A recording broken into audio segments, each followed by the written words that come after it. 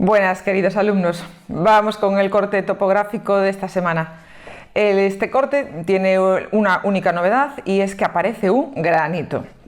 Cada vez que aparezca un granito en un corte, tenemos que decidir si se trata de un granito de anatexia o de un granito plutónico. Ahora os explicaré la diferencia entre estos dos granitos y básicamente es esa la dificultad de un corte cada vez que aparezca esta estructura. Luego, muchas veces también la dificultad cuando aparece un granito es dónde lo colocamos, dónde fue antes o después de qué cosa, cómo es que llega a superficie. Cada vez que aparezca un plutón granítico tenemos un poquito de confusión siempre. Pero bueno, a lo largo del año vamos a intentar resolver todas las situaciones posibles. Pues empezamos. Bien, pues este es el corte de esta semana. Y como vemos aquí, en la leyenda nos dice que el material 4 es un granito, que nos lo encontramos en esta zona. Parece que está fallado, pero también lo podemos ver aquí y aquí. Fijaros que este granito parece que está asociado a esta roca 5, que la leyenda nos dice que son rocas metamórficas de contacto. El granito es una roca que está formada por un lado, feldespatos alcalinos, como por ejemplo la ortosa, y por biotita y cuarzo. Y también, en menor proporción, está formado por moscovita, plagioclasas y anfíboles. Los granitos tienen dos posibles orígenes.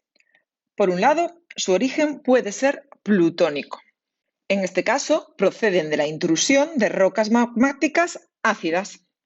¿Cuándo sucede esto? Suele suceder en las fases postorogénicas de las orogenias. Y en este caso, se obtienen granitos plutónicos o plutones graníticos. Pero un granito también puede tener un origen metamórfico.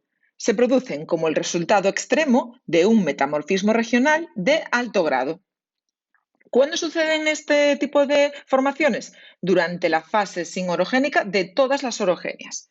Y se originan lo que conocemos con el nombre de granitos de anatexia. Vamos a tratar de definir, pues, cuáles son las características típicas de un granito plutónico. Aquí tenemos un esquema de un granito plutónico típico. Presenta límites netos y discordantes con la roca caja. En este ejemplo de aquí, la roca caja sería este conjunto de calizas y margas. Y vemos que el granito presenta, límites netos, discordantes. Neto significa que no hay una zona de transición amplia a través de rocas, por ejemplo, metamórficas. Otra de las características que puede presentar un granito plutónico es que presente xenolitos o enclaves. ¿Qué es un xenolito o un enclave? Bueno, pues son fragmentos de roca que el magma ha incluido durante su ascenso o durante el emplazamiento. La palabra enclave es sinónima de xenolito, pero de menor tamaño. Pero normalmente ya os digo que se suelen usar como sinónimos. En este esquemita de aquí, los xenolitos serían estos fragmentitos de aquí que, como veis, tienen el símbolo de las calizas. Y el último elemento que puede presentar un granito plutónico es que presente una aureola de metamorfismo. La aureola de metamorfismo la vemos aquí y normalmente se forma cuando intruye un granito, acaba metamorfizando a toda la roca caja. Y estas aureolas de metamorfismo suelen estar formadas por rocas corneanas. Es un metamorfismo de contacto. Estos son, como os digo, lo que en teoría puede tener un granito plutónico, aunque veremos que en los cortes normalmente no se dan las tres características juntas, se puede dar una de ellas y también veremos que muchas veces son un poco engañosos los cortes porque aparecen un poco mezcladas las características, incluso puede aparecer una característica de un granito, típica de un granito de anatexia dentro de un granito plutónico y entonces a veces nos lleva a confusión. Vamos a ver ahora cuáles son las características típicas que nos podemos encontrar en un granito de anatexia.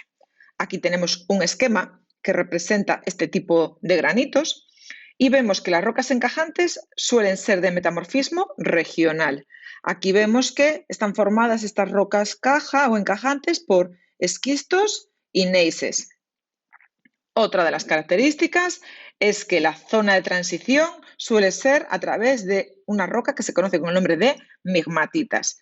Es decir, la zona de transición entre el granito y la roca encajante formada por esquistos y gneisses es una zona de migmatitas. Y por último, la geometría del yacimiento suele ser concordante. Vemos aquí que este granito es más o menos concordante, paralelo a toda la roca que la rodea. Veamos entonces en nuestro corte geológico el granito que tenemos, de qué granito se trata. Veis que he pintado un poco las tramas para facilitar un poco su reconocimiento. He pintado de rosa los esquistos paleozoicos que veis aquí. Y he pintado de amarillo las rocas metamórficas de contacto. Veis que forma esta estructura en forma de, bueno, en este caso la dibujan un poquito recta, pero vamos, se trata claramente de una aureola de metamorfismo. Así que por este lado podríamos decir que se trata de un granito plutónico. Pero veis que hay una cosita que nos despista mucho, y esto es lo que os comentaba antes, es que a veces mezclan un poco características de uno con el otro. Y una cosa característica de un granito de anatexia era que la roca encajante estaba formada por rocas metamórficas. Y en este caso vemos que la roca encajante son esquistos paleozoicos. Y esto nos podría despistar un poco y hacernos pensar de que se trata de un granito de anatexia. Vale, pero como tiene una aureola de metamorfismo, claramente, siempre que haya aureola, siempre es un granito intrusivo porque es la única manera de que se produzcan estas rocas de contacto, este metamorfismo de contacto.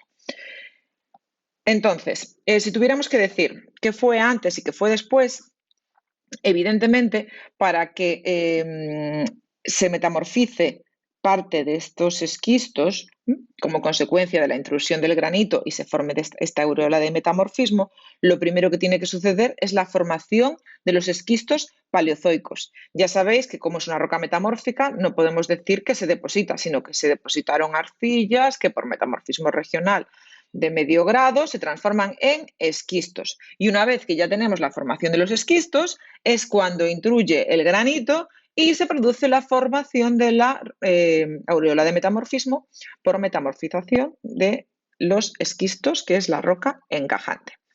El resto ya no os lo digo, a ver si conseguís interpretar estas fallas, cuándo fueron, antes o después. Y nada, simplemente recordar que los granitos plutónicos se producen siempre en las fases posorogénicas de las orogenias, así que esto os puede ayudar un poquito para ir ubicando dónde se han producido las fallas, en función de si son inversas o directas. Os lo dejo y ya veremos la semana siguiente la solución, si la habéis acertado o no.